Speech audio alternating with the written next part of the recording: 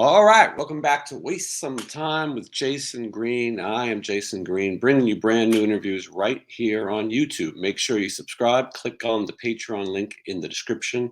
You can ask questions of the guests and watch these interviews before anybody else. I will tell you that today's guest, if you're around my age, a little younger, a little older, you probably spent your Saturday nights with this guy. I think a lot of people can say they did that.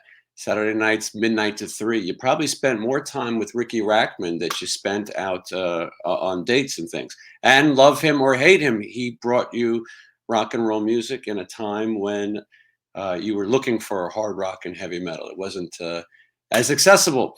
And of course, Riki also created and founded and owned the Cat House. It started in 1986. A lot of bands got their start there. A lot of bands did some crazy things there. So Ricky's had such an incredible history. What better way for him to tell it than to go on the road? And he has a one-man show. It's called One Foot in the Gutter, and it begins this month live tour. He's going to be in a lot of cities and a lot of cities that are getting added as well. And so we're going to talk to Riki about those things and a whole bunch more. Right. Hold on. After, oh, I forgot to put the thing up. See, I bet you MTV would have been more organized. Right after that. Just wanna waste some time with you. Sometimes it seems too good to be true. Nobody out there can waste time with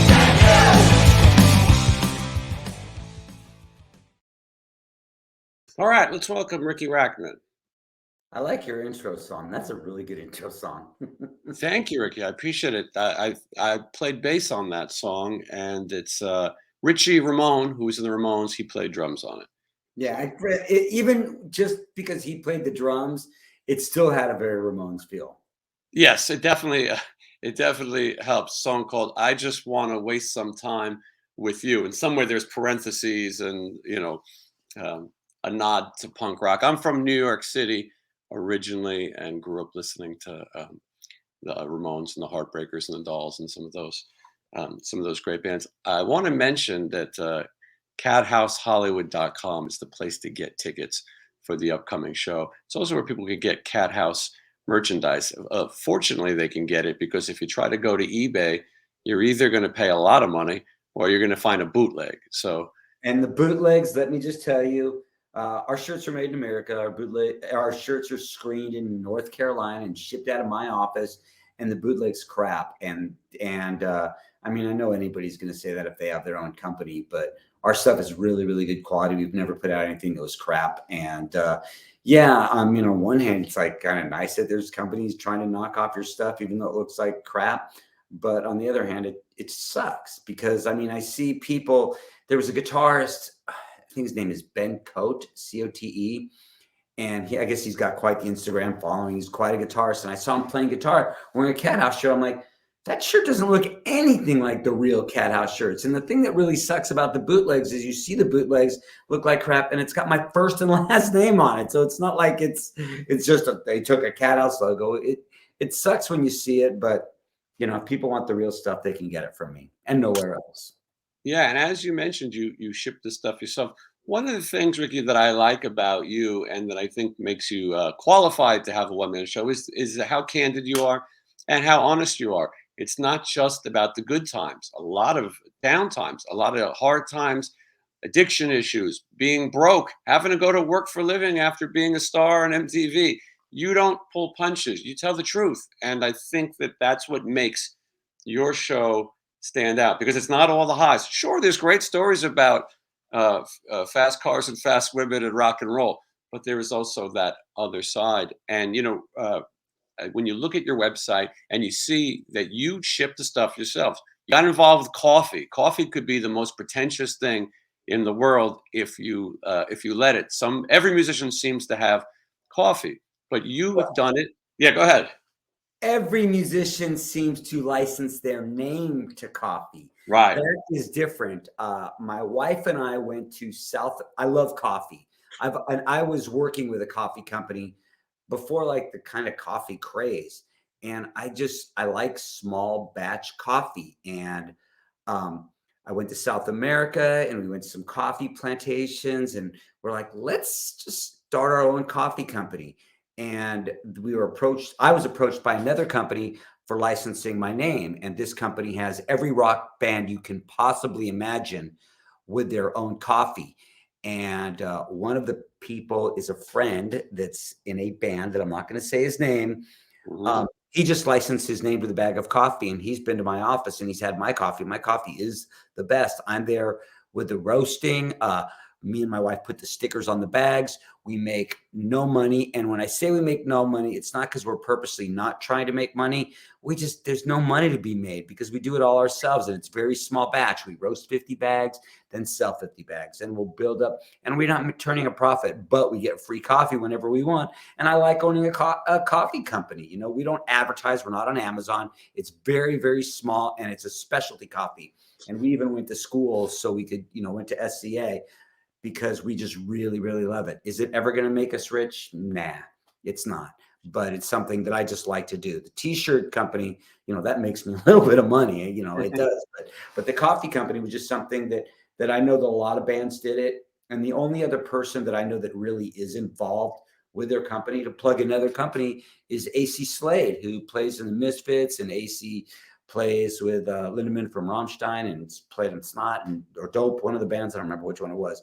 But AC has his own coffee company. He's very hands-on as well. Yeah, I And heard he's passionate about his coffee. Yeah. yeah, AC's a good dude. And I turned to him for advice on my company, but it's something that it is very hands-on. If somebody said to me, Ricky, we'd like to give you $1 million for a licensing deal to put your name on something. If it was a good product, I'd do it. But I'm not going to do it I'm not going to put my name on anything that I'm not 100% behind. I never have done that, and I never will, and there's no need to. You talk about uh, probably won't profit on this. In 1986, you had the idea to put together the Cat House. It was a We pretty did. radical idea at the time. Did Yeah. you think that that was going to lead to money? Absolutely not. No chance in hell did I think that. I have an office where I have two offices that all we do is do cat house stuff. And to think that I'm still doing it, and that in the past 3 years, we've done more with the brand other than have a club than we did in a long time. I opened that with my roommate, Tammy Down, from Faster Pussycat. And, in the movie, The Metal Years and everything else, Tammy says, we opened the club to get free drinks and meet strippers. And that, maybe he said meet girls. But the truth of the matter is, as cliche and cheesy as it sounds, that really was it. We wanted a place that we could have a party with all our friends and not have to clean up the next day. And I think that was why the Cat House did so well, because I didn't open the Cat House thinking I'm going to make a lot of money. I opened the Cat House because I wanted to do something that was raunchy and decadent and fun. And that's why we opened it. And that's why it stayed like that, because the premise was never like, let's see if we can make money. However, the Cat House did end up making me a lot of money.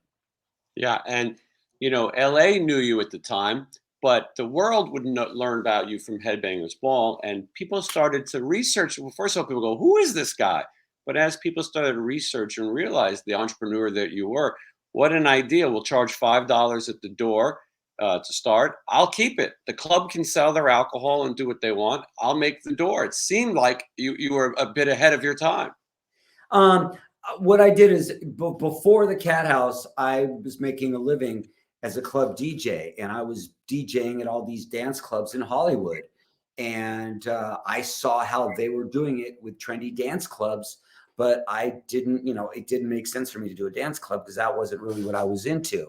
And it was pretty much like, yeah, I mean, and of course, a lot of the Cat House notoriety was because of the people that I was hanging out with at the time were starting bands that ended up becoming Guns N' Roses. When Guns N' Roses, I've said a million times I wouldn't be where I am today if it wasn't for Guns N' Roses, because they've always helped me, Axel and Slash, just along the way, and they did in the early days.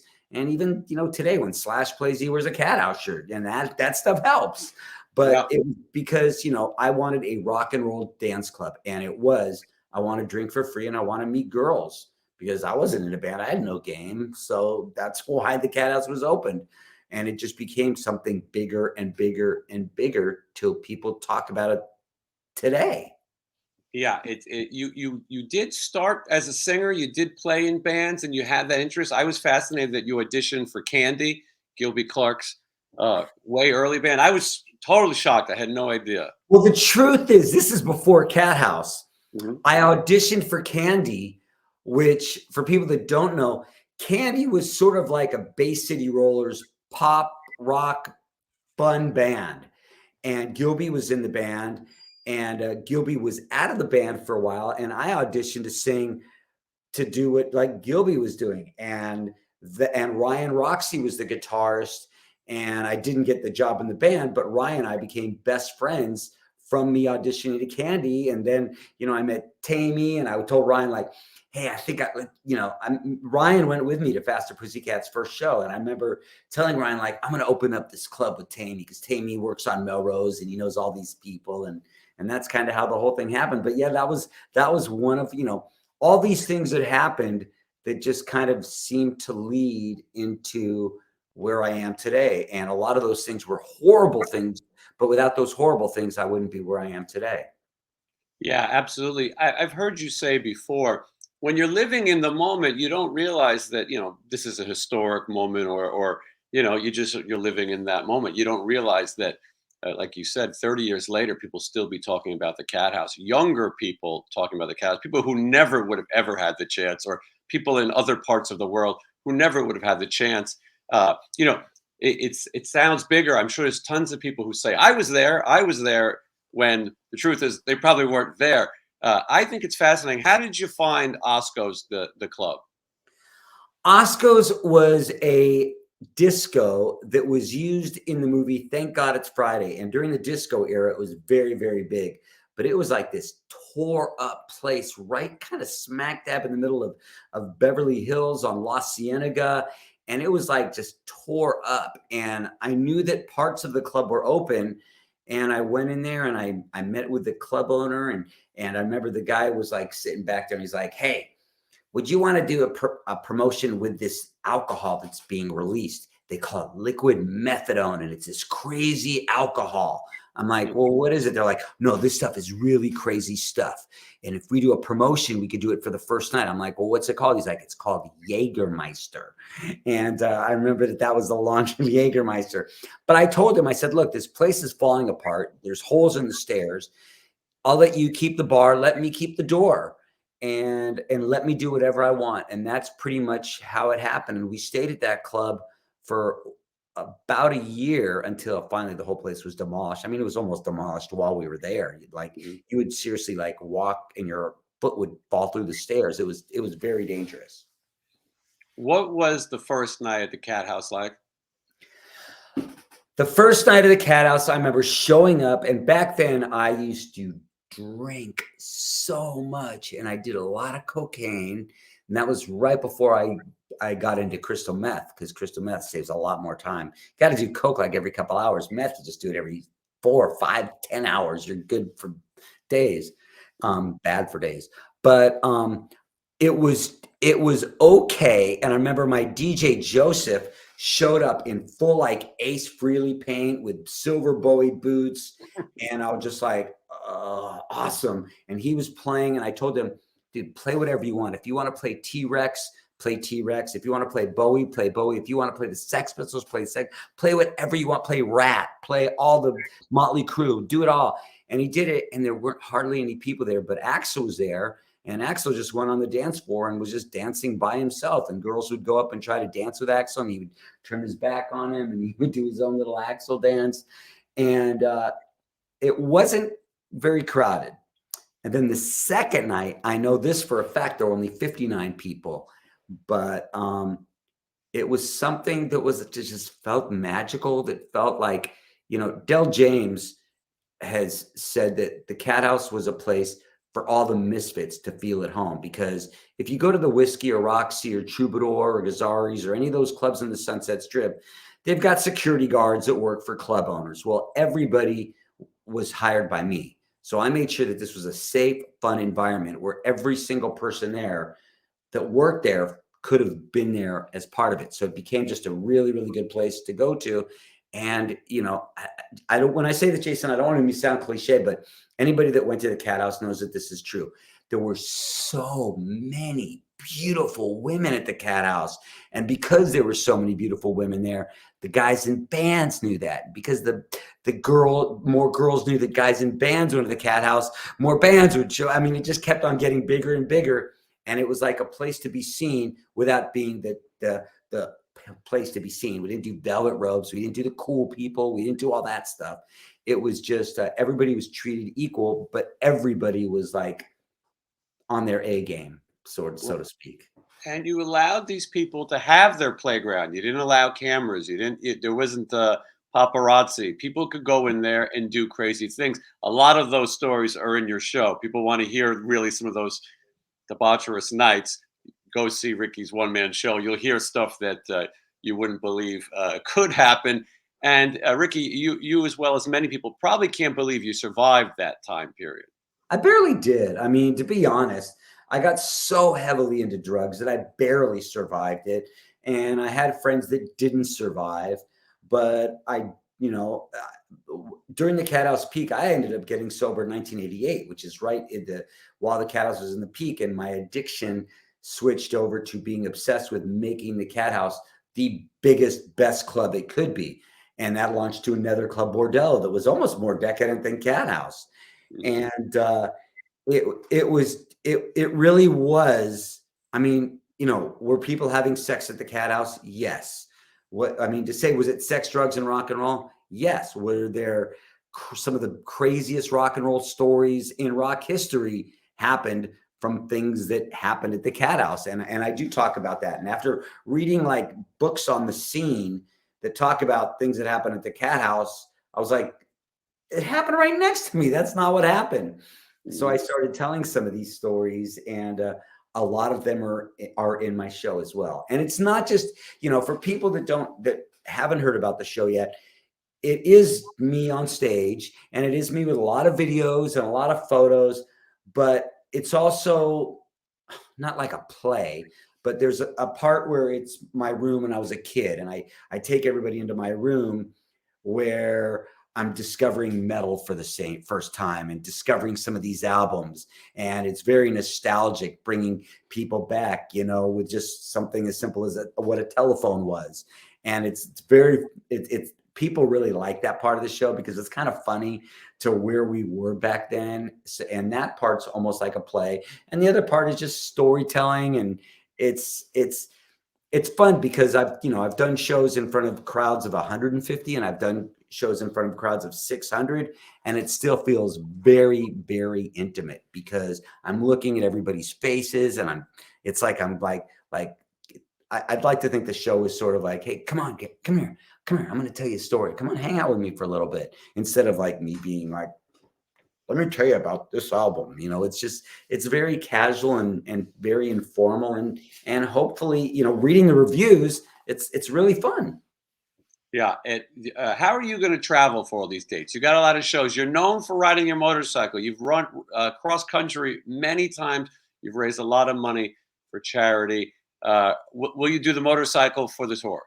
No, I've ridden my motorcycle coast to coast 15 times, Mexico to Canada twice, ridden in 4 countries. I've ridden I can brag about this. I don't brag about a lot of stuff, but I've ridden a motorcycle further than anybody in rock and roll.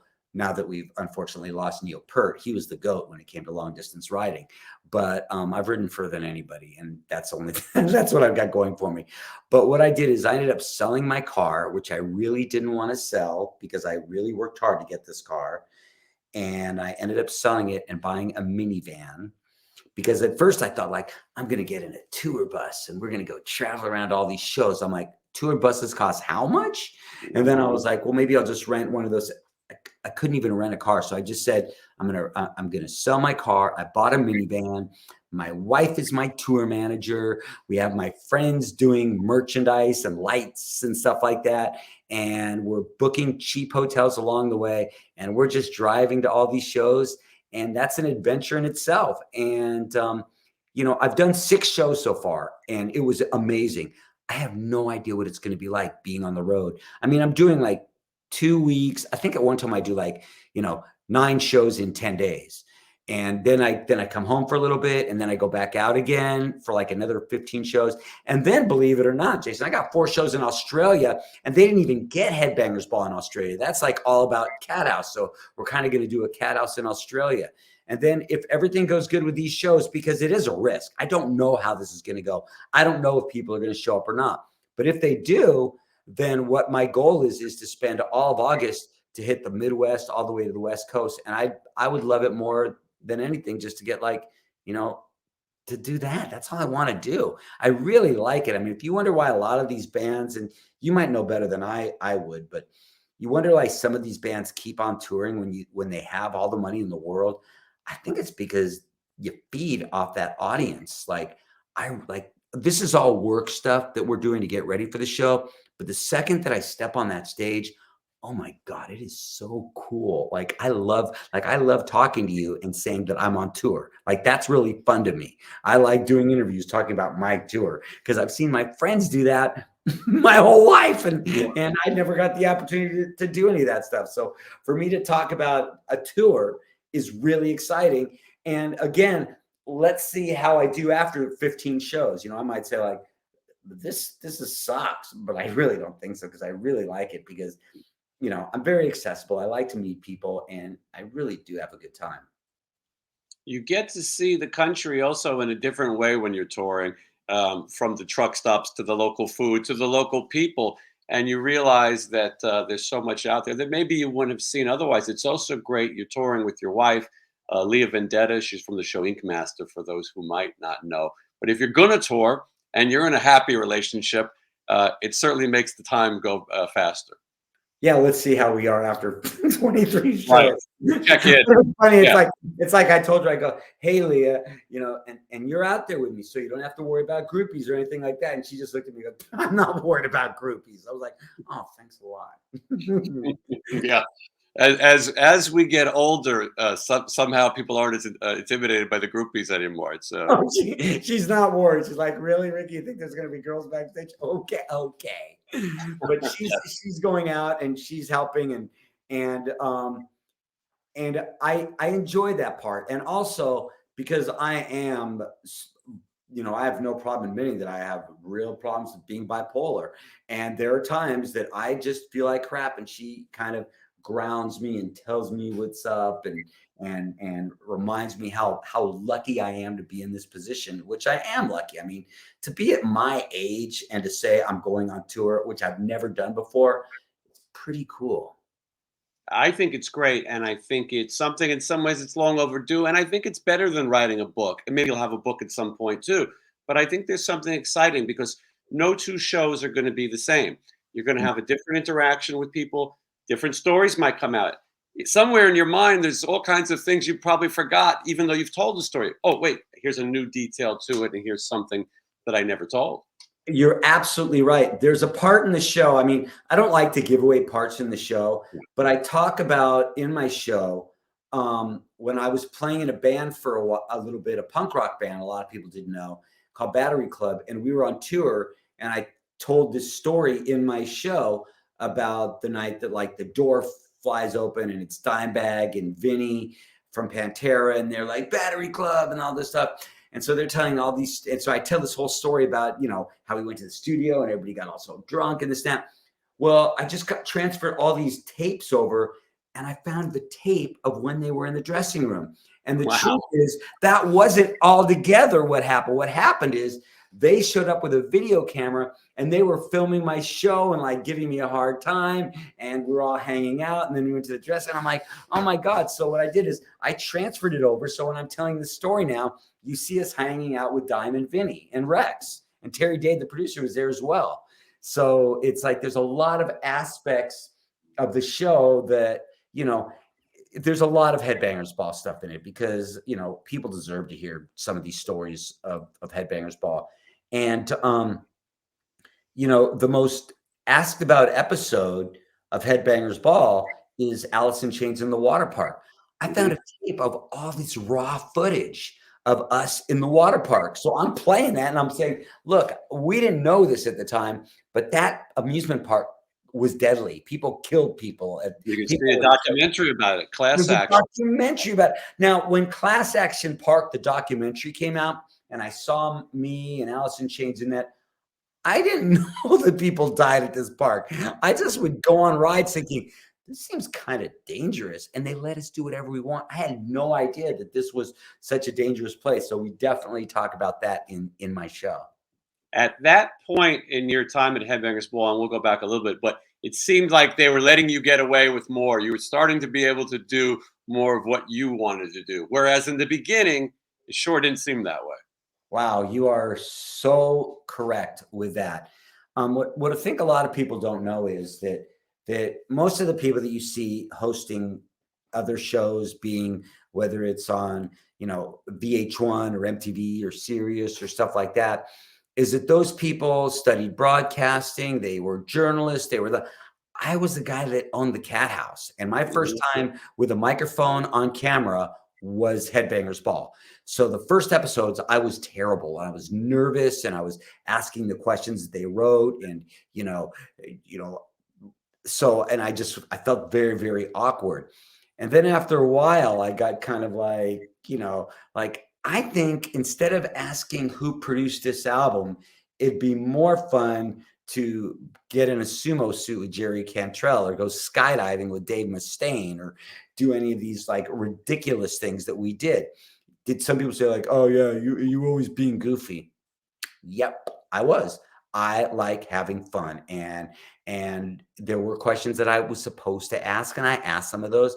But the one thing I did is I always listened to what they had to say, and we tried to make it very lighthearted and have fun. I mean, I did a lot of great interviews with Metallica, who's was the biggest band ever on Headbangers Ball. But people don't ask me about that. They say, oh, Dave Mustaine always gave you a hard time, or Glenn Danzig tried to throw you in the fire. In my opinion, that's better. It's better to have the shows that people remember, whether it's good stuff or bad stuff, but they remembered it. They don't ask me about, Joel, what about that time when you were, even though I did have a great time with Metallica at Alcatraz, but they don't really ask about the serious interviews that much. You talk about the things that were really good or the things like Nirvana that were really bad. Yeah, that Nirvana interview definitely, maybe Kurt's outfit alone, and also the changing of the guard, if you will. At that time that you did that interview with Nirvana, did you know that band was going to be massive?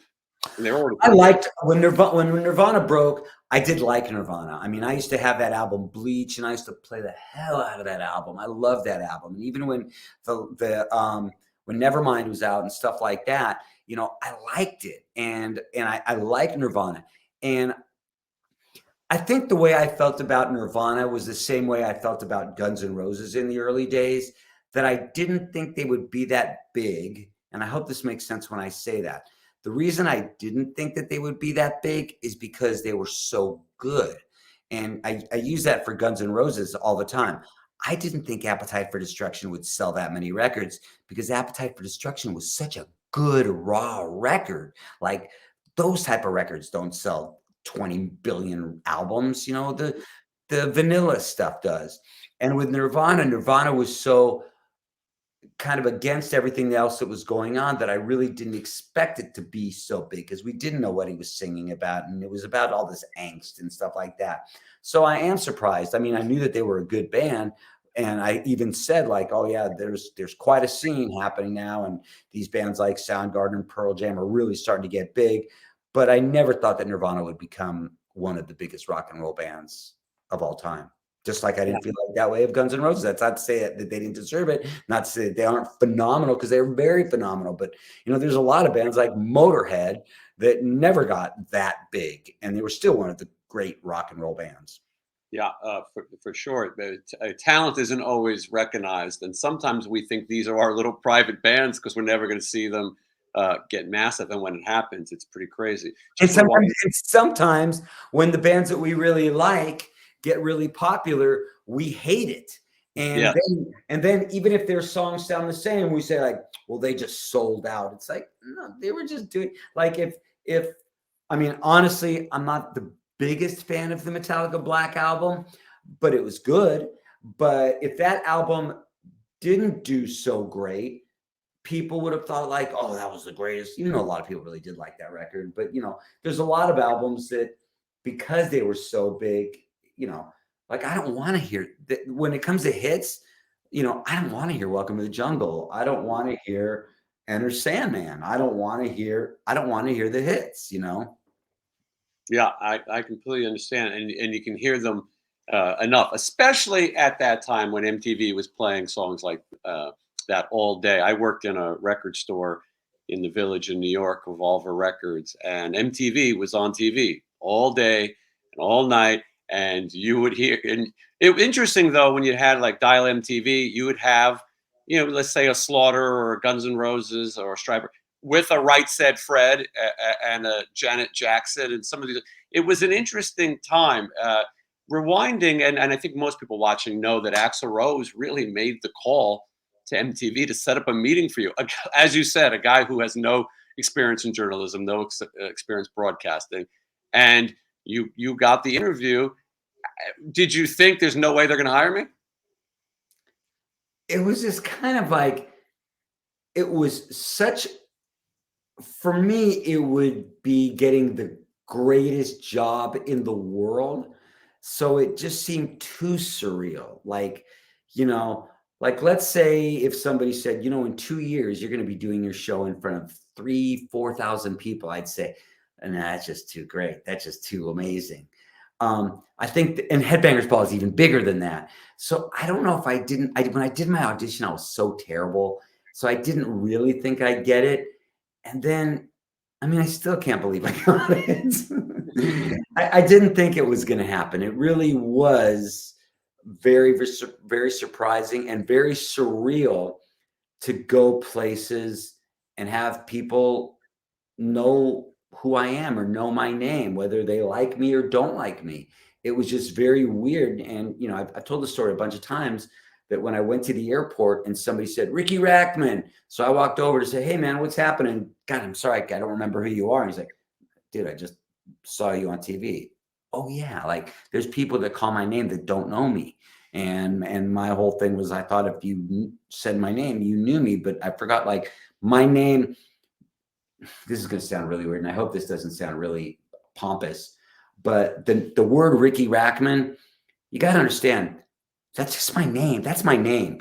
But that name, Riki Rachtman, is kind of a product, and it gives people have opinions on that product, real or not real. I'm the first to admit that I know that I've got my haters.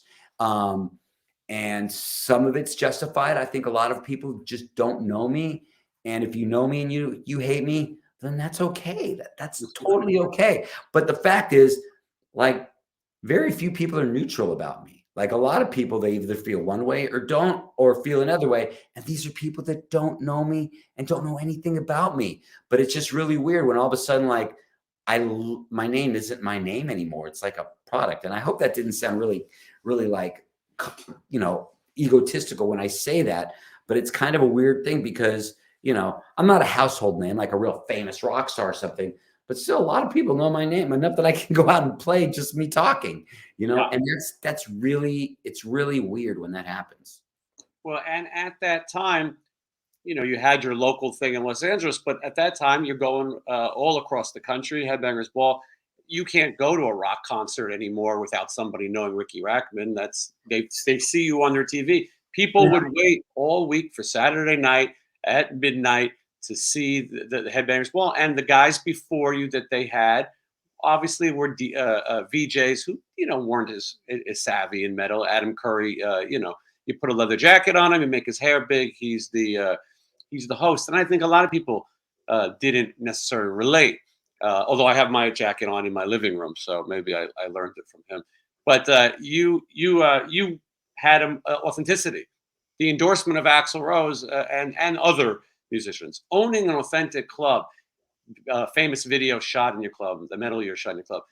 You looked the part. You looked like somebody who was one of them and somebody they can relate to. Now you had your own sense of humor.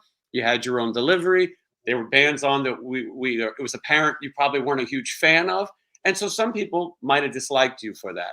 Other Yes. people liked it, and I think fans of some of the heavier bands liked that you were fighting for those bands because it seemed again as Headbangers Ball went on, the guests also started to become more than just the typical things. There were people you had on there, the Ramones, for example. You don't think of heavy metal necessarily when you think of the Ramones, but I promise you, both audiences met. I liked all the things. So for me, it was really fun to watch Headbangers Ball at that time. And so, did you film mostly in New York? We always filmed in New York, with the exception of except if we were on location. We filmed in New York, except for about 4 or 5 months, maybe. We started filming in Los Angeles. And I remember because I got to ride my motorcycle, and I think I had my motorcycle on the set for one of the shows. And as much as that was nice that we filmed in LA, I missed going to New York 2 times a month. I really missed that feeling. And, New York City has got this energy that, even though I am from LA, New York City has got an energy that no other place has. And there was something gritty and hard about it that I really enjoyed. But then we returned back to New York, and I was glad that we went back to New York, even though it was a hassle because I had to fly coast to coast, every 10 days. But it was still nice to have the studio back in New York. But so almost all of Headbangers Ball was filmed in New York when we weren't on location. Yeah, National Studios, I think, on the West Side. It's sort of near Times Square. Did you tape 2 shows in a day? I would get there. This is how my schedule was. Now, for part of this time, I also was hosting a syndicated radio show called Love Line, Yeah. and I had the Cathouse. So what I would do is I would leave Thursday at 4 o'clock in the afternoon, leave LA. I would get there late Thursday night and wake up at 7 o'clock in the morning, New York time, which is 4 o'clock LA time. I'd go to the studio, tape the show, and get back on a plane. So I would leave Thursday night and be home by really late Friday night, which was pretty brutal. And that's why, if on some of the shows, like, I look like I'm kind of tired, it was because I was tore up. But if there was like a good show or something that I really wanted to stay in New York, but New York, MTV would only pay for a hotel for that one night. So, and hotels in New York are expensive. Interesting thing about my tour is one of the shows that I'm playing, which is the smallest venue I'm playing, is the Iridium, which is on Broadway in New York. And I get to say, like, I'm on Broadway, but it's right next to where the MTV offices were, on 1515 Broadway. So it's really going to be cool. And a lot of my old MTV friends are going to be there to know that I've got my show on Broadway right next to the MTV building. And that show, I mean, that's the show that tickets are really selling really quickly, because it's also a really small venue. But that show is going to be really, really cool to be on Broadway in New York, right next to where MTV was. Yeah, how amazing. So you implied that MTV is cheap. Most people know that. I worked for MTV for a little while on the Real World. They did a reunion at Universal Studios, and they asked me if I would bring some of the Real World kids on Loveline at the time you were hosting. When I came to LA around 94, 95, and was working on that show and a few other things, I remember everyone telling me how great Loveline was, and I said, the guy from the Headbangers Ball is great on radio that long, giving advice to young people, and then anytime you got in a friend's car, it was on, and then I started listening to it and started to enjoy it, and I found it interesting, listening to Dr. Drew telling kids not to pierce their tongue, or whatever the hip thing at the time was, should you swing, or whatever crazy. I don't think that show would make it these days. I think everyone No, it wouldn't. That show capable. was so fun because I was on live radio and I got to be me. Now, to be honest, I go back and I have heard old shows, and I was pretty cocky and maybe not so compassionate. But, like, my advice was, even though I gave a lot of real advice that I did believe in, but, like, couples would call up and say, they were, 22 and saying, like, my girlfriend wants to have a threesome. Should I have a threesome? And I'm like, yes, you should have a threesome. It will kill your relationship, and your relationship will end, but your relationship's probably going to end anyway. So you might as well get a threesome out of it. Like that was the advice that I would I give. remember that advice. Yeah. Yes. But we also had, a lot of stuff that I talked about, suicide or drug addiction, and very serious things.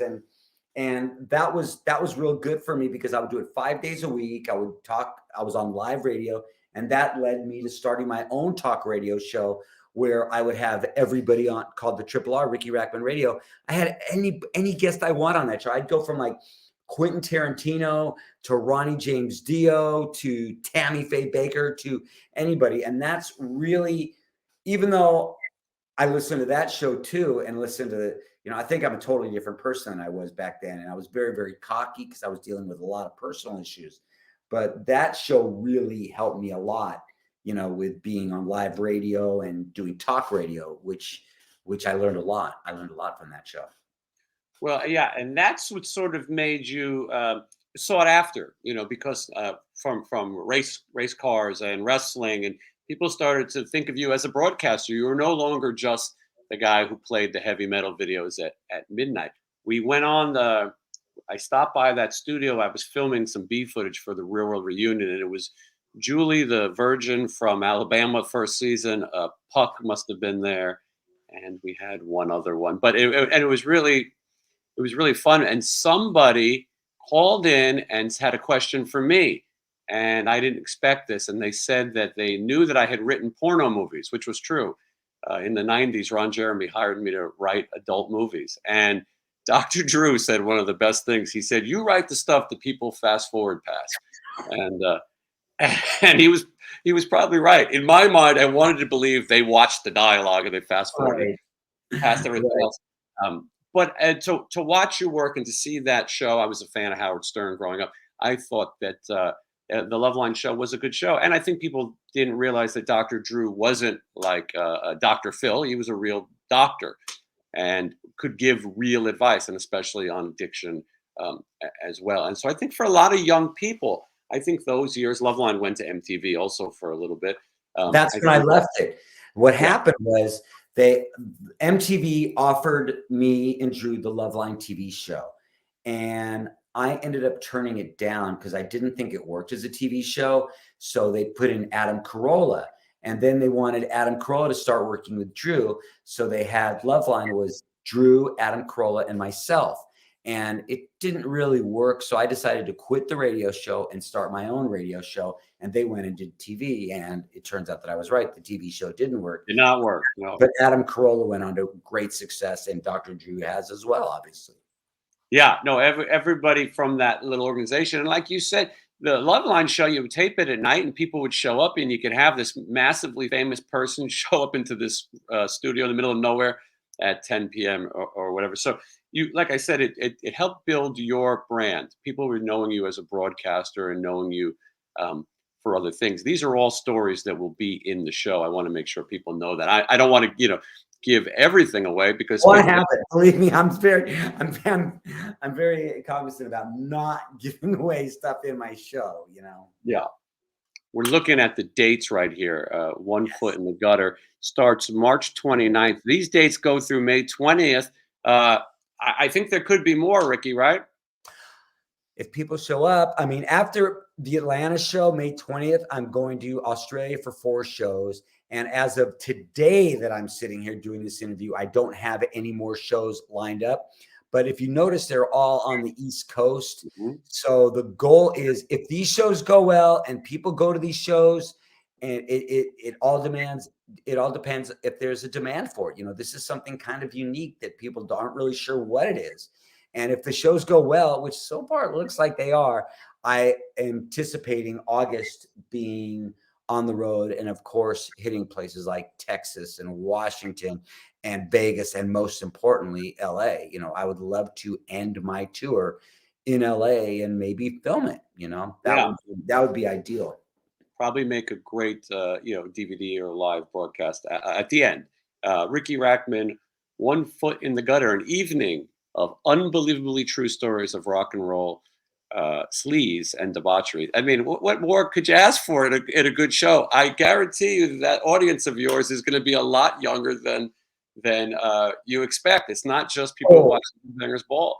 I have Mark Weiss on a few times, and to talk about his book, The Decade of Decadence, and we find that people who are buying the book, they want to relive something. They want to hear stories. Guns N' Roses and all these bands are still huge. People want to hear the stories, and they want to hear them from someone like yourself who was there. There are people, and I've posted photos of this.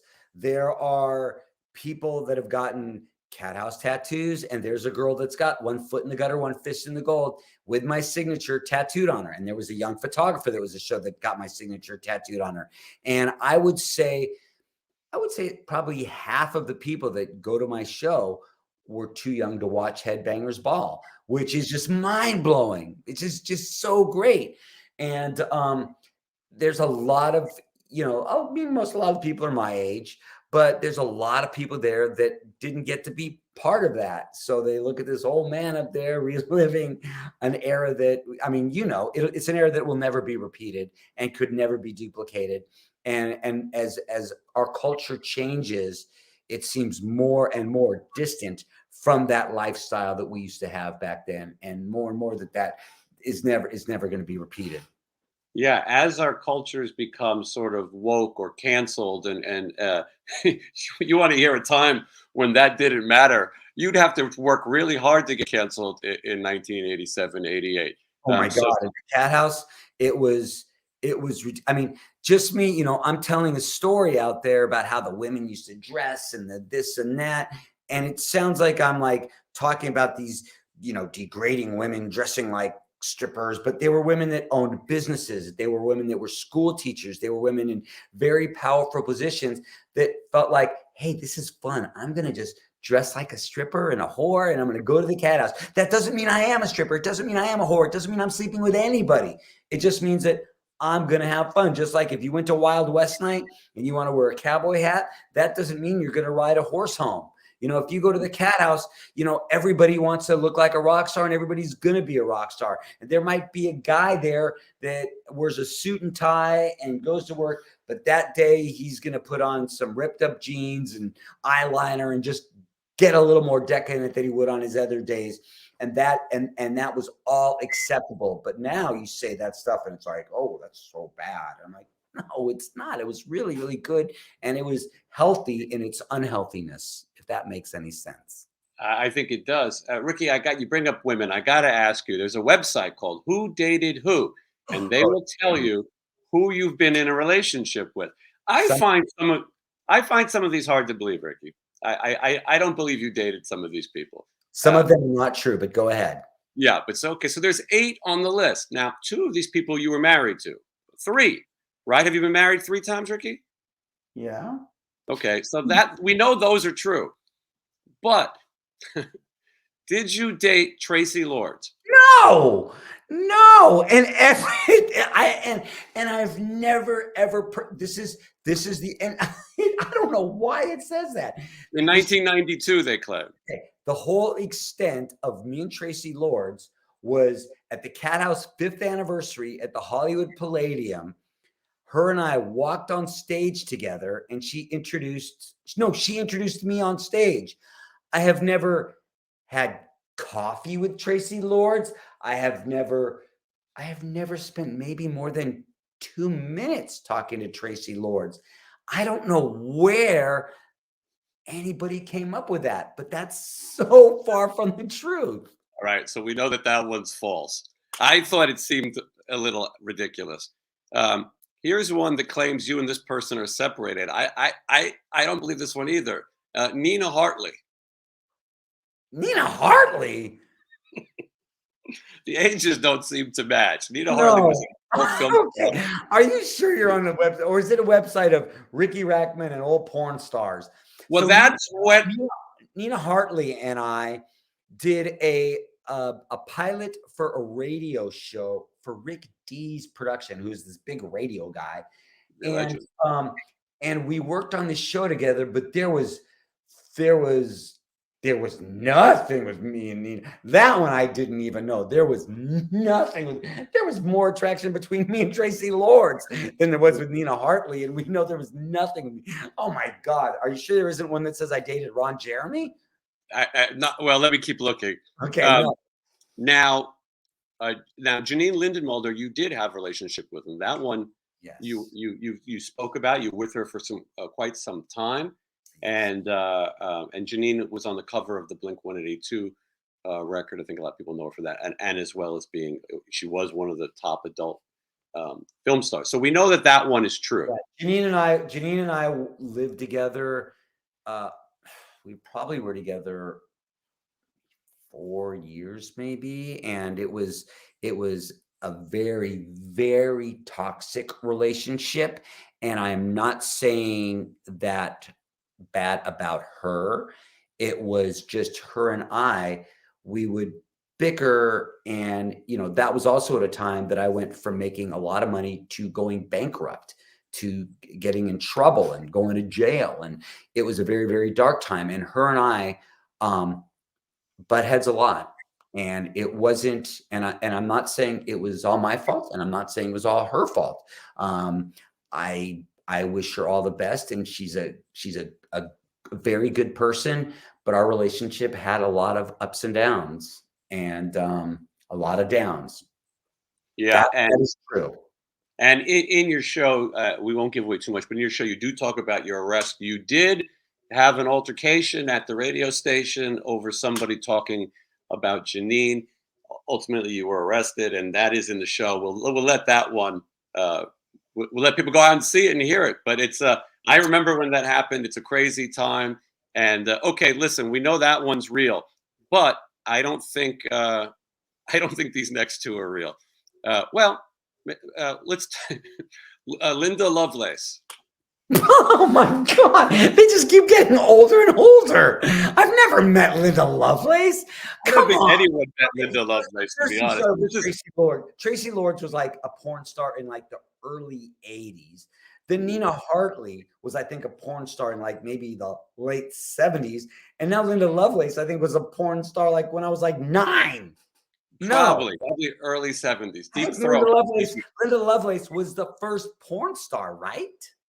Yes, Deep Throat. She, the movie played in real movie theaters, and they talked about it on.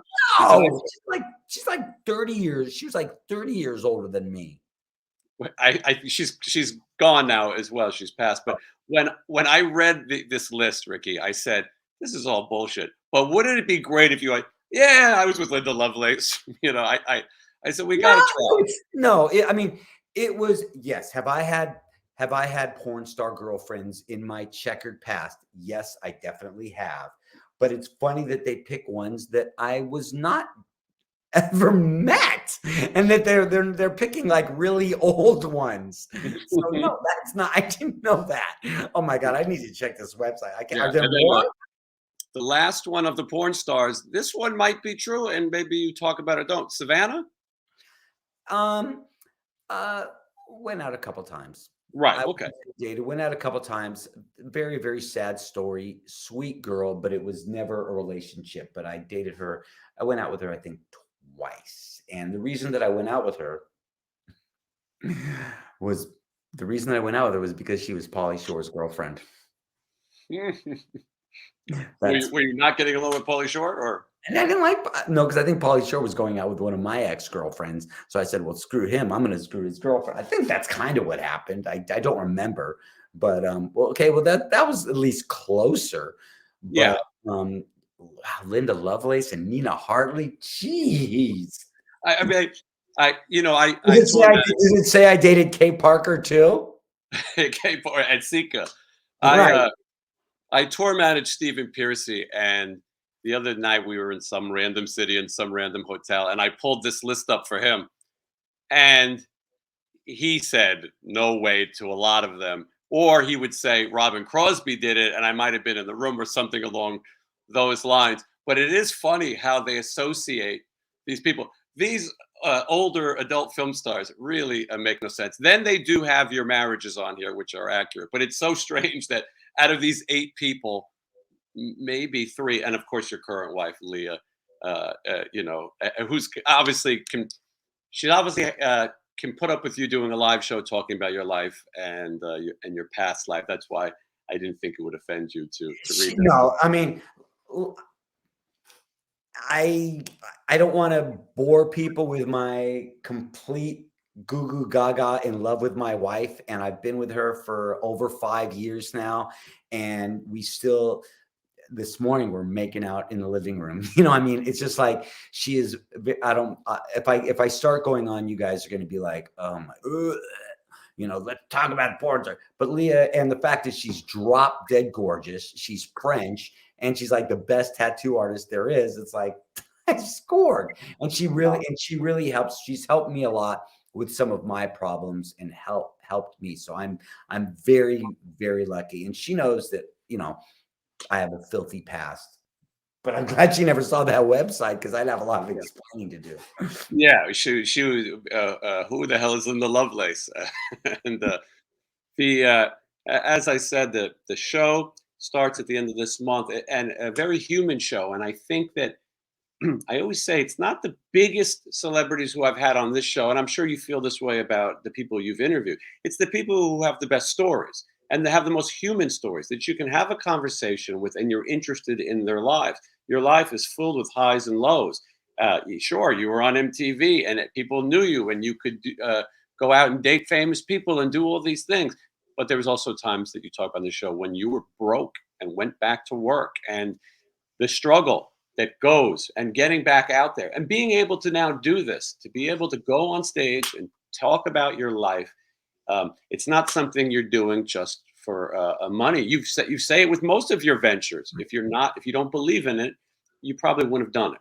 You are completely right, and I'm really not doing it for the money. It's been quite a sacrifice to do this, but what the thing is, if let's say if I walked away with a couple $1,000s or whatever, every night, well, that would be really great. But what I'm going to gain from these shows, and yes, do I hope that it'll lead to a book, which will lead to something else? Of course I do, but that's not why I'm doing it. It's it it kind of feels like, oh, this is what I'm supposed to do, because everything else that I've done, nobody watched Headbangers Ball for Riki Rachtman, and nobody went to the Cat House to see Riki Rachtman.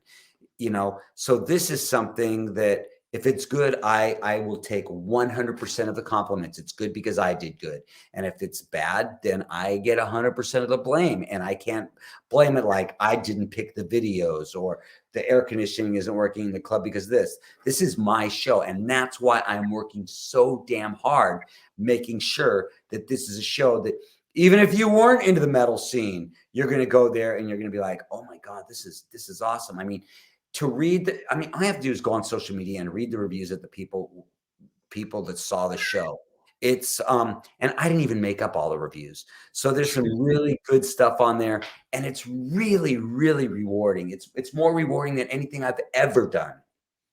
Yeah, absolutely. I think that, like you just said, I don't think you have to be a fan of the metal scene. I think that people who want to hear a good human a story and be entertained by a storied life for sure, and then they're going to enjoy the show. Ricky, I got to ask a couple of questions before you Go go. ahead. No more who dated who, but uh, as far as, was there ever a guest on Headbangers Ball that you said, "Oh, geez, here comes another one of these bands," and that you actually found that you really enjoyed them? Huh.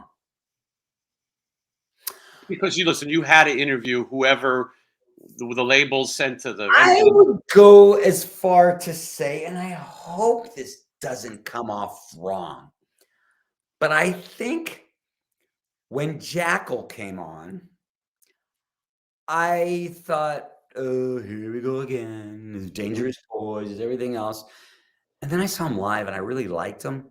And to this day, like if they're playing around me, I'll go see Jackal because they're just a good, fun, dumb rock band. And I really like that band live. Like that's a fun band. And I think when they came on the show, I was like, oh, whatever. And I'm trying to think of bands that I met through Headbangers. Um, it was always fun when there were bands that I was a fan of. And sometimes I would go to see a band that I didn't know that much about that I met through, Headbangers, and it became very impressed. But I'm trying to think of bands. I'm sure there's a lot of them. I just can't think of them. And that's such a good question. But there are bands that I went because, I'm talking to, so many bands every week that I got a really good impression. I'm like, wow, I really like that guy. I'm going to go see his show, and turned out enjoying it more. I just can't think of Jack Lycan is just the one that comes off the top of my head. That sounds like a good example. Not what you would expect. Do you ever have a band that comes on and you say, and you know that MTV's putting up to it, and you go, this is just I can't get anything out of this. Was there an interview that you did and you go, I just can't get anything interesting out of this?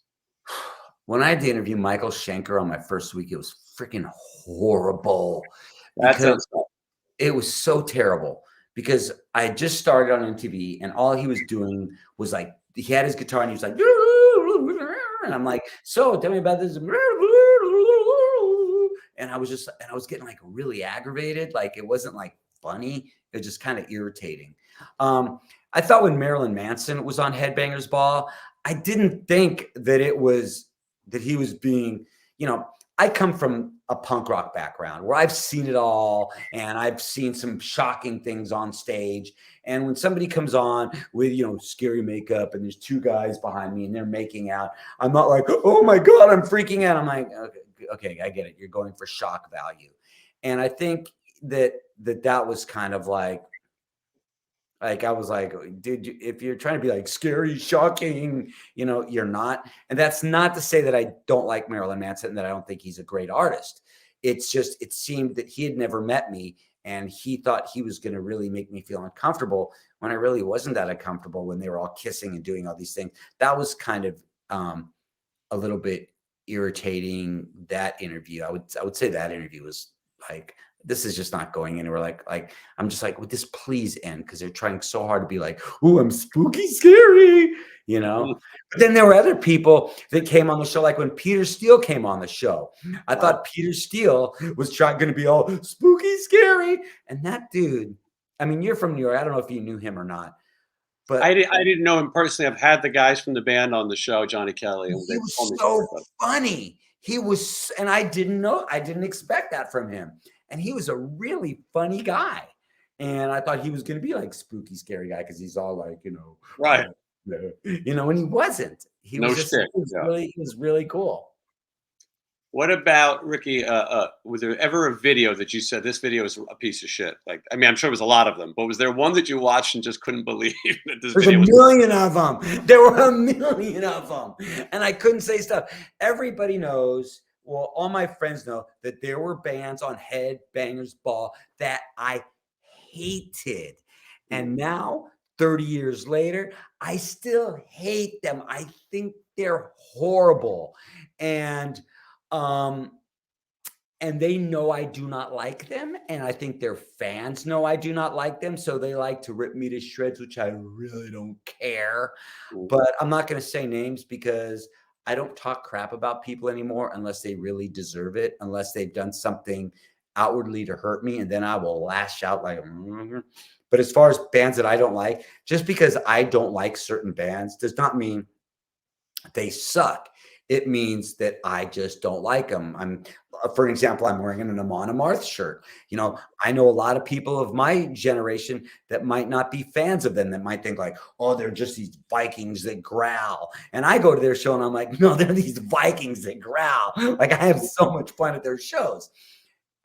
But, every kind of music, even if it's stuff that I don't necessarily like, I mean, anything that Machine Gun Kelly puts out, I don't like. It's not my thing. But it's really not my thing. Really not my thing. But does that mean that he sucks? No, it's just not my thing.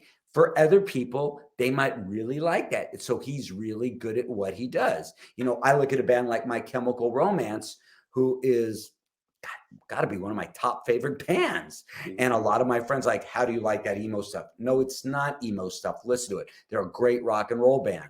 I think they're great. They might not think they're great, but it's is it because I like chocolate ice cream? If you like, and I don't like vanilla, does that mean vanilla sucks? No, it's just something that I don't like. Did that answer your question? Sort of. I think so. Yeah. And it would be impossible for you to pick one video. No, because I'll be picking half of the videos. Yeah, but your job, and you did it well, was to present these artists and sometimes to sit down and have an interview. And like I said earlier, sometimes the best interview is with someone you really don't expect much out of, but you're presenting it to other people who might. And I think you did the best job you could. I think people knew that you were into you had favorites. That's okay. Well, I did, and people would always say, like, "Oh, you always say Danzig's your favorite band, Suicidal Tendencies your favorite band, Exodus is your favorite band." Well, because these are bands that I really, really like. So if I'm playing a couple bands that I don't like, and then I play a band that I do like, I'm really going to say, like, "Wow, I really love the London Choir Boys because I really like them, and I've been giving 4 videos that I don't like." So the same thing. Were you able to go to MTV and say, "I want this one," or "Can we get this one in there"?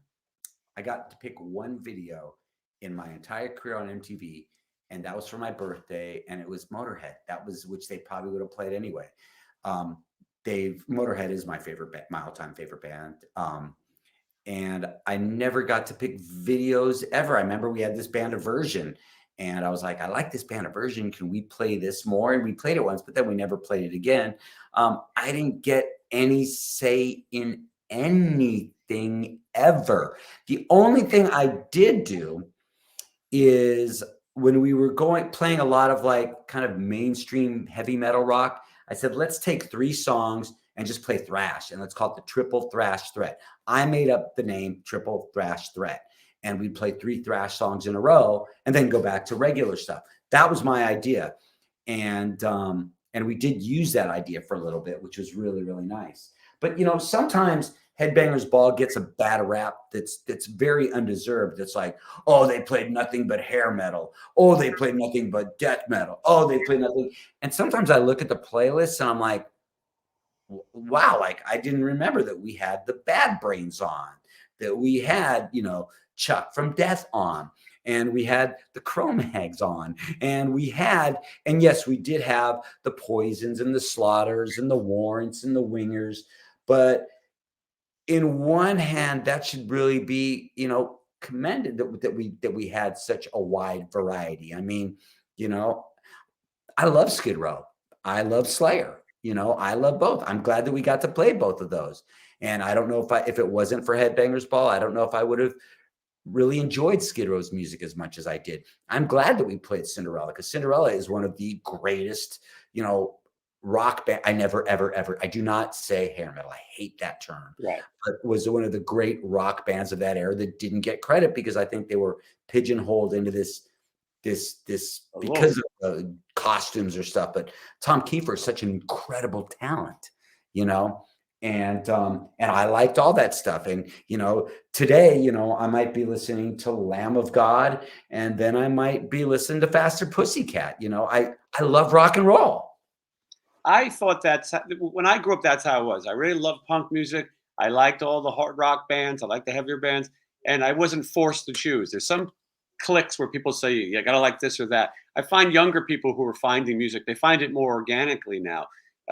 Someone says, I go to YouTube, I found a playlist. And so I think it's not, you don't have to choose your kind of music. Rock and roll is rock and roll. Like you said, maybe there's something like Machine Gun Kelly that I would pass on as well. I'm not even sure I would even call that rock and roll. No, I wouldn't. But let me to sort of go on. And I broke my elbow, so that's why I've got this. Oh no! Yeah, it's a month ago. This is like the last stages of wearing this brace. But like sometimes like Spotify and those things, when you say bands you like, these stupid computer algorithms turn you on to bands that you had never heard of. I remember I love the band The Super Suckers, a band that never got any stuff up. And I remember this was probably 7-8 years ago, and I'm listening to Super Suckers radio on like Spotify, and I'm hearing all these bands. And that's how I found out about Danko Jones. And I had never heard of Danko Jones, except my computer god turned me on to Danko Jones and became a huge fan of Danko Jones. So that's sometimes you listen, you put in a couple of bands you like, and then all of a sudden you're hearing this song. It's like, who is this band that I am not aware of? And I love, like, for all you people that say, like, there's no good new music out there. Well, first of all, you have not heard every band. You know, I put in Motorhead in my Spotify and I found out about this band, Orange Goblin, who I'd never heard of before. And I just found out about them 2 weeks ago. And they've been around forever, but they had a Motorhead feel to them. So that's new to me, even if it's been around for 20 years. So you haven't heard every band. So there's a lot of bands that you haven't heard. So that becomes new to you. Yeah. Oh, absolutely. That's right. There's a lot of things that are new to me that I missed the first time around. There's so much good music out there, and it's so accessible now. It's at your fingertips, and if you talk about it, as you said, enough, your phone will suggest it to you. So I think there is not a shortage of great music. I know they have to work on paying the artists and all those things. That's a separate issue. But if you're looking for good music, there's plenty of it. There's plenty of it out there, and people should go see their favorite bands. They should go see you on tour because people come a Please. long way to Please, be please. there. It's not like you just jumped off, your private jet. You came a long way. You have a lot of time and money invested in it. People, I had to sell a Porsche to buy a Chrysler Pacifica. I now drive a minivan. Please go to my show. I drive a minivan. Yeah, But it's a really cool minivan. I will point out if people go to cathousehollywood.com that there's meet and greet packages, real small, maybe 10 people per show. A lot of them are sold out already. It's a really fair price. You give people a lot of cool stuff. You give people some extra time to talk, ask their questions. And they get front row. And you get to sit in the front row, which at your show is probably safe. If you're at like Dice or something, you probably don't want the front row. But at this one, I think it's a good thing. So that's available. The T-shirts are available. I think it's cool that you limit some of those shirts. Some of those shirts will be gone. If you don't get it, that design will be I discontinued. do that all the time. We released a shirt that I'm weird. Like I wear a Cathouse shirt, but if it says Riki Rachtman's Cathouse shirt, I won't wear it. I won't wear anything with my name on it. I won't wear, like, we make 1 foot in the gutter shirts. If it has my name on it or drawing of me, I will not wear it. But we made a shirt that's this vintage looking shirt that was for the record release party of Faster Pussycat. And there's a picture of Tammy and there's a picture of me and it says Faster Pussycat. And it says Cathouse on it.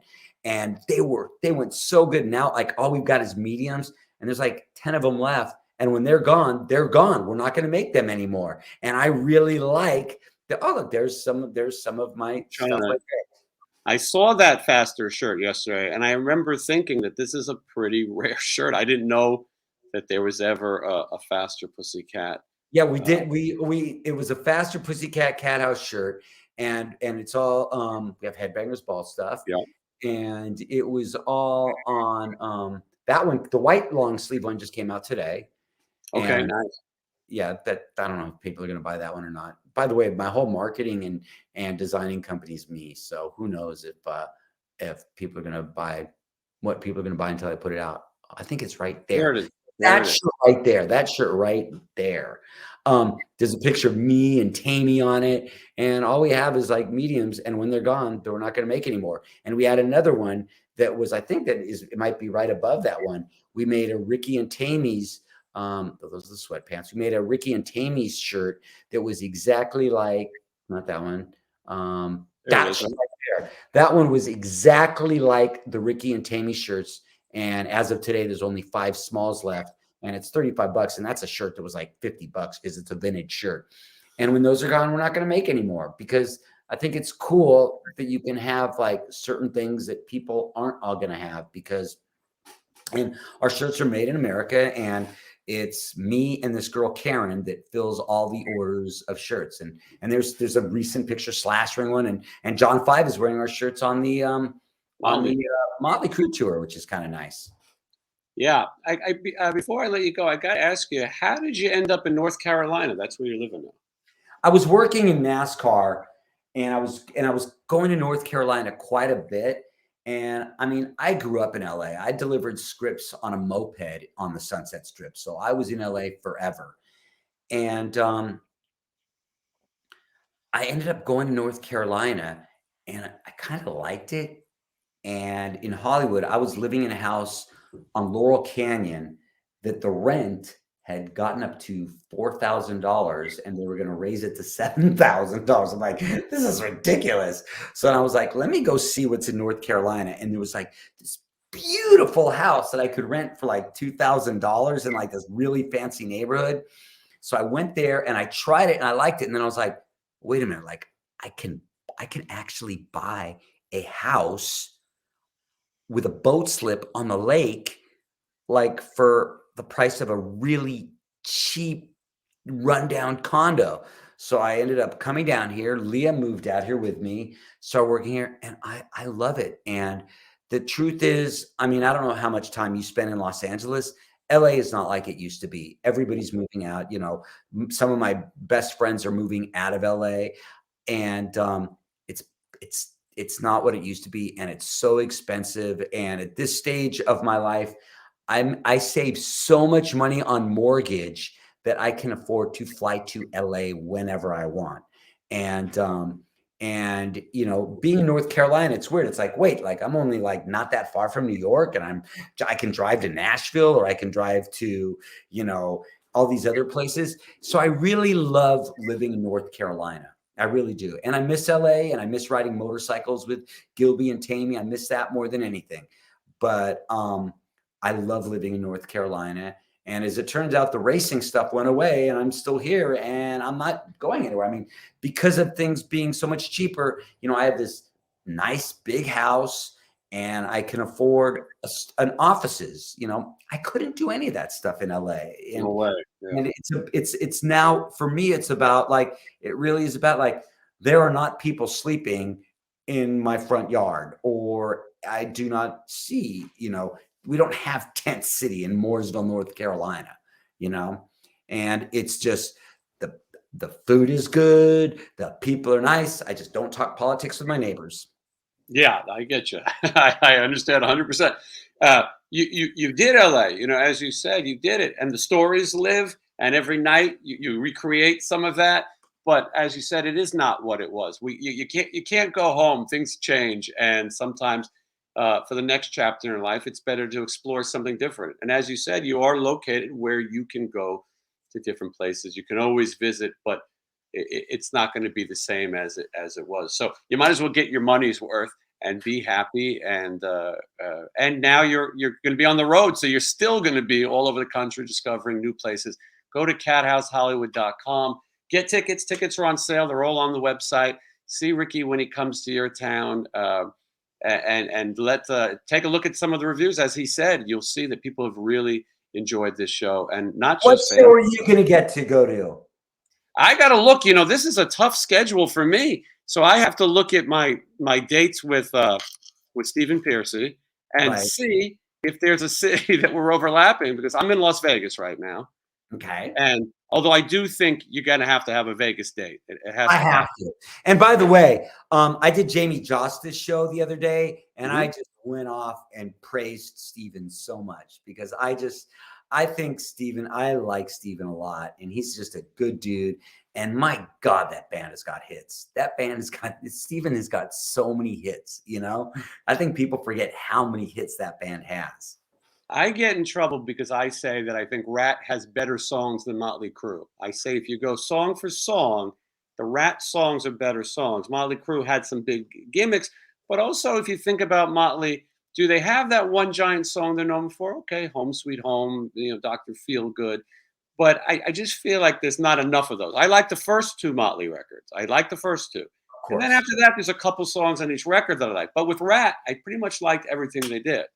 Well, okay. Well, then it would lead you to this question. This is a good one for debate. The biggest Motley Crue song was Home Sweet Home, right? That was their most successful song. Rat's most successful song was Round and Round, Mhm. which is a better song. I'm going with Round and Round, I think. So You? am I. So am I. Yeah. I mean, honestly, if I think of like the hits, you know, it was like not that long ago that that I heard Way Cool Jr. and I was like, oh my God, that was a really good song. Like there's so Rat has got, like, if you took, and Motley Crue is a great band. Okay. But if you put pound for pound, who's got more like really stellar, strong hit songs, I would have to give that to Rat. I really Yeah, would. see, we're together on that one. I was gonna do a thing on the show. We were gonna have people talk about it. We're gonna look at the Rat greatest hits and the Motley Crue greatest hits. And now Steven's doing like a tour with Vince Neil, and I thought maybe I better not bring it up just yet. Okay, but then like Motley has got the Shout at the Devil album. Right, which is great. And now what Rat album has got, like Shout at the Devil is Rat's just got a lot of, oh God, that's a good question. But I would, that's a tough one. Because there's some strong songs on both of them. But as far as more like songs that were like 8s on a scale of 1 to 10, which band had more songs that were 8s? I would have to give that to Rat. But Rat did not have a good ballad. Like, what was the song? You're giving it all away. What was that song Well, called? that was the later one. They had a song called "One Step Closer to My Heart." That was a Robin Crosby song that never came out as a single. It probably should. It was more of a heavy ballad. Then they had the "Giving Yourself Away," which was written by Stephen, Diane Warren, and Desmond Child. I mean, talk about insane songwriters. But it might have been that to me, I would pick "Home Sweet Home" way over that song. Mm-hmm. But Yes, I would I pick "Lack of Communication" over "Girls, Girls, Girls"? Yes. Me too. Yeah, or some of those Dr. Feelgood songs, "Slice of Your Pie," and anything with pie and all that. It just seemed a little corny to me. Whereas I That thought the first Motley album is freaking golden. yes, And Shout at the Devil's pretty golden too. yeah, those first two for me, yeah, are so great. You know, you played with Steven. You guys had a strange band, right? Was Bang Tango members and Tracy Guns and Amy. yeah. What was it called? Partners in Grime, Pig. Okay. Yeah, Partners in Grime, right? Pig. Yeah, and you guys would play covers, right? Yeah, we would do covers. We did. So here's a show. I got to tell the show in this. I just remembered this story that I think I need to tell in my show. We would do. We did like I think a show in L.A. and maybe Arizona, and we had a tour bus, and it was Steven. And this you got to understand. This is while I'm on Headbangers Ball in like '92. It's me, Stephen Piercy of Rat, Tammy from Faster Pussycat, Tig and Kyle from Bang Tango, Fred Corey from Cinderella, and Tracy Guns. All these, and this guy from Headbangers Ball. This is when all of these bands were at their peak, okay? And we're on a tour bus, and we pull up at a record store where Trickster was doing a record release party, and everybody from the record release party left and came to our tour bus. And it was kind of messed up, but we were just kind of having fun. And we just totally overtook their tour bus. And it was, their record release party. And it was really fun. And that was fun. I think I sang Johnny Thunder's Chinese Rocks and maybe another song. But it was sort of a feeling of going on tour, but not like this is, like this is like, I have a 2-minute sound check and I get to pick what's in my dressing room and I design my laminated passes, which of course I have laminates and after show passes and I get to design all those things and make a honey guest list or whatever and pick the songs I listen to before I go on stage. So all that stuff is really, really fun for me. Yeah, no, absolutely. Okay, we're looking at the dates real quick, just so people know. They can go to the website themselves, but you can see March 29th, kicking off in Maryland, Virginia, Massachusetts. The Vault, that's a nice place. I've been to that place. Good. Yeah, that's an actual vault. It used to be a bank. And the VIP passes for that one are sold out. So if there's if there's not a VFI, it means it's sold out. And Pittsburgh, the Oaks Theater, that one's selling. Surprisingly, that one's selling the best. That one is probably going to sell out. That's very exciting. And the Starland Ballroom is the biggest place I'm playing, and that one is selling the worst. All right, home of Bon Jovi. You're sold out of VIPs though for that night. Yes, we did sell out our VIPs. And when I say that the Starland Ballroom, that place is so huge, but it's still going to be a great show. And I think what I'm going to do is I'm going to bring out your buddy, Mark Weiss, and we're going to let him set up a whole bunch of his photos and he's going to be there signing the book. And we're going to do some really cool stuff because that one, the radio station, the Rat is a big supporter. So, and we're still, over 3 weeks away from that show. So hopefully it's going to pick up. But, I could just tell you like every show is almost sold out, but it's not. But that show's still going to be great. The Iridium on Broadway is almost sold out. And Winston-Salem, that VIPs are sold out. Louisville, it's sold out. Hobart, Indiana, St. Charles, like, yeah, like just sitting here watching you scroll these things is really fun for me. It's Yeah, really it's pretty cool. It's pretty, most of the bands now of the generation that we talked about do fly dates. You go out for the weekend. I go out with Steven almost every weekend. And so to see one of these where you're on the ground and you're going city to city, to quote the Rat song, it's pretty wild. This is a lot. And you got to stay healthy because you got to get on stage every day and you're traveling. It's a crazy world. And then Australia, which is completely insane. totally insane. And for Australia, after the Australia shows, after I do my show, we're gonna DJ and play Cathouse music. So it's kind of gonna be like Cathouse, and it's kind of gonna be my show, and it's gonna be like Cathouse as well.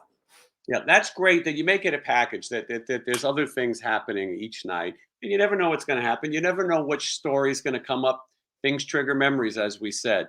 And so I want to make sure everyone goes to Cat House Hollywood, checks it out. I'm going to find my city, and we'll talk about it on the live show, and we'll remind people to get out there on the road and check out Riki Rachtman's One Foot in the Gutter. Thank you so much, Riki.